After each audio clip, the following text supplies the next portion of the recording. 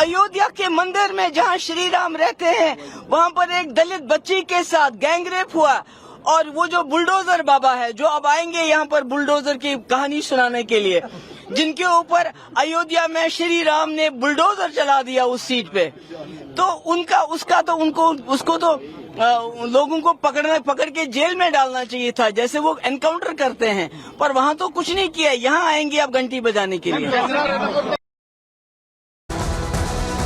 तो देखिए, कई अहम एजेंडे हैं जिसको लेकर योगी आदित्यनाथ ने खुलकर अपनी बात रख दी है। बेरोजगारी की बात करें, सुरक्षा, विस्थापितों का पुनर्वास और कनेक्टिविटी कैसे जम्मू कश्मीर के साथ बढ़ाई जाएगी और विकास पर कैसे ध्यान केंद्रित रहने वाला है, ये योगी आदित्यनाथ ने आज जम्मू में बताया 2 बड़ी रैलियों के जरिए। और उन्होंने ये भी कहा है कि जो यहाँ पर सोचते हैं कि ये आतंक की फैक्ट्री बना लेंगे, पाकिस्तान जैसी स्थिति कर देंगे या 370 की वापसी का सपना देख रहे हैं, वो होश में आ जाएं। ये भारत है, यहाँ ये नहीं होने वाला। सुनिए। कांग्रेस का नाम ही समस्या है और भारतीय जनता पार्टी का समाधान है। चाहे कांग्रेस हो या पीडीपी या फिर नेशनल कॉन्फ्रेंस, ये सभी तो जम्मू कश्मीर को आतंकवाद का एक वेयर हाउस बना चुके थे, और वेयर हाउस से यहां का नौजवान जिसकी ऊर्जा यहां के विकास में लगनी चाहिए थी, जिसकी प्रतिभा का लाभ देशवासियों को मिलना चाहिए था, उस पूरे जम्मू कश्मीर को इन्होंने अपने राजनीतिक स्वार्थ के लिए तबाह करके रख दिया था। और चलिए आगे बढ़ते हैं, अगली खबर का रुख करते हैं, जहां नेम प्लेट जैसे ही उत्तर प्रदेश में रिटर्न हुई वैसे ही कांग्रेस ने भी वो फॉलो करने की कोशिश की, लेकिन क्या हुआ जो यू टर्न लेना पड़ा, बताने जा रहे हैं आपको।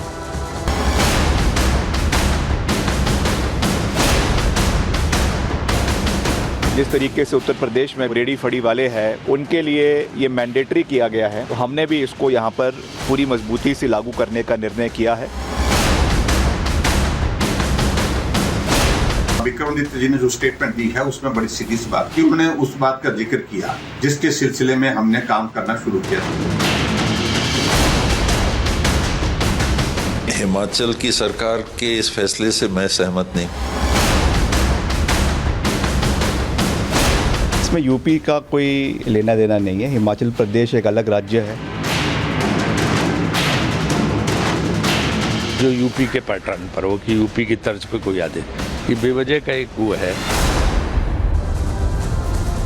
तो हिमाचल सरकार में मंत्री हैं विक्रमादित्य, जिन्होंने अचानक यू टर्न ले लिया। पहले तो उन्हें योगी मॉडल पसंद आया, उन्होंने सोशल मीडिया प्लेटफॉर्म एक्स पर शेयर करते हुए कहा कि ये मॉडल हिमाचल सरकार में लागू है, वहाँ वही नेम प्लेट वाला मॉडल जिसको लेकर फैसला योगी आदित्यनाथ ने हाल ही में लिया। और उसको लेकर जब उन्होंने हामी भर दी तो कांग्रेस में अलग अलग तरह के रिएक्शंस आने लगे, प्रश्न खड़े किए जाने लगे, जिसके बाद उन्होंने सोचा कि अब क्या किया जाए। आपको बताते हैं, पूरी जानकारी आपके सामने रख रहे हैं, क्योंकि ये जो हुआ है ये एक अलग तरह का दबाव सा दिख रहा है विक्रमादित्य सिंह पर, जो सरकार में है, हिमाचल सरकार में।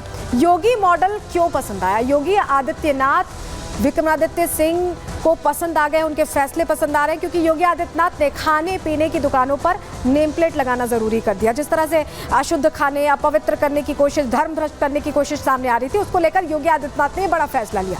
इस पर विक्रमादित्य सिंह ने क्या कहा कि दुकानदारों को आईडी दिखानी होगी। उन्होंने तुरंत इसे फॉलो किया, तुरंत इसे अप्रिशिएट किया और शेयर भी किया एक्स पर।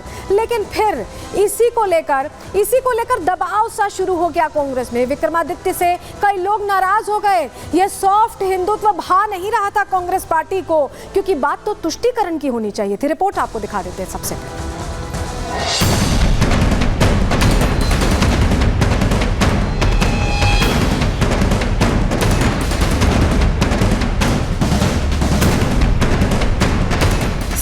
महीने में मुजफ्फरनगर से लेकर हरिद्वार तक दुकानदारों को पहचान बताने का प्रशासनिक आदेश जारी किया गया था, जिसे विपक्षी दलों ने धार्मिक मुद्दा बना दिया। मामला सुप्रीम कोर्ट पहुंच गया, जिसके बाद इस आदेश पर रोक लग गई। लेकिन खाने पीने की चीजों में हो रही मिलावट के मुद्दे पर योगी सरकार सख्त है। खाने पीने की चीजों में मिलावट ना हो, इसके लिए गाइडलाइन जारी की गई। दुकानदारों को पहचान बताने के आदेश दिए गए। साथ ही होटल में काम करने वालों की वेरिफिकेशन को भी अनिवार्य कर दिया गया। योगी का ये मॉडल अब हिमाचल सरकार को भी पसंद आ गया है। हिमाचल सरकार के मंत्री विक्रमादित्य सिंह ने 25 सितंबर की सुबह उत्तर प्रदेश की तर्ज पर हिमाचल में वेंडिंग के नियम लागू करने की बात कही, लेकिन शाम होते होते उन्होंने अपने बयान से योगी मॉडल को अलग करके इसे हिमाचल सरकार का फैसला करार दिया। जिस तरीके से उत्तर प्रदेश में भी वहाँ पर भी जो रेडी फड़ी वाले हैं खास करके उनके लिए ये मैंडेटरी किया गया है कि वहाँ पर जो है आपको अपना उसमें नाम और आईडी लगाना होगा। तो हमने भी इसको यहाँ पर पूरी मजबूती से लागू करने का निर्णय किया है। इसमें यूपी का कोई लेना देना नहीं है। हिमाचल प्रदेश एक अलग राज्य है, एक अलग प्रांत है and we have to follow the rules. मगर निश्चित तौर से क्योंकि चुनी हुई सरकार है इसलिए प्रदेश के लोगों के हितों की रक्षा करना और प्रदेश में सुरक्षा को बनाए रखना ये सरकार का दायित्व बनता है। विक्रमादित्य की ये बयान बता रहे हैं कि उन पर आलाकमान का दबाव है, तभी तो सुबह तक उत्तर प्रदेश की वकालत कर रहे विक्रमादित्य को शाम को ही यू टर्न लेना पड़ा। आलाकमान का नाराज होना जायज भी है क्योंकि सावन के महीने में कांग्रेस के दिग्गज नेताओं ने एक सुर में नेम प्लेट मुद्दे का विरोध किया था और अब जब हिमाचल में इस नियम को लागू करने की बारी आई तो पूरा कांग्रेसी कुनबा विक्रमादित्य के फैसले को पचा नहीं पा रहा है। हिमाचल की सरकार के इस फैसले से मैं सहमत नहीं। अल्पसंख्यकों के दुकानों के सामने शटर के ऊपर क्रॉस लगा रहे हैं कि इनका हमको बहिष्कार करना है, ये निंदनीय है। और हिमाचल की सरकार ऐसा कर रही है तो वो सरकार में रहने लायक है कि नहीं, उस पर प्रश्न लगेगा। हिमाचल विधानसभा के अध्यक्ष ने एक कमेटी बनाई है, उस कमेटी में सब दलों के लोग लिए और कैसे रेडी वाले पटरी वालों को कैसे बैठाया जाए, कैसे उनको जो है सुरक्षित स्थान दिया जाए, कैसे वो नियमित हों, इसके लिए लाइसेंस दिए जाएंगे। इतनी सी बात है, उसको यूपी से तुलना करने कोई मतलब ही नहीं। सूत्रों की माने तो कांग्रेस का एक बड़ा धड़ा हिमाचल सरकार के इस फैसले से खासा नाराज है। बताया भी जा रहा है कि कांग्रेस के अल्पसंख्यक नेता जल्द ही आलाकमान के सामने अपना शिकायती पक्ष रखेंगे। वहीं हिमाचल प्रदेश में बीजेपी ने भी इस मुद्दे को हवा देना शुरू कर दिया है। विक्रमादित्य जिस फैसले को सुक्खू सरकार का फैसला बता रहे हैं उसे पूर्व मुख्यमंत्री जयराम ठाकुर अपनी पॉलिसी बता रहे हैं। पहले संजौली मस्जिद मामला और अब नेम प्लेट मामले में विक्रमादित्य सिंह के बयान उनके सॉफ्ट हिंदुत्व को दिखाते हैं, लेकिन आलाकमान के दबाव में बार बार उन्हें यू टर्न लेना पड़ रहा है। Bureau report, Republic Bharat.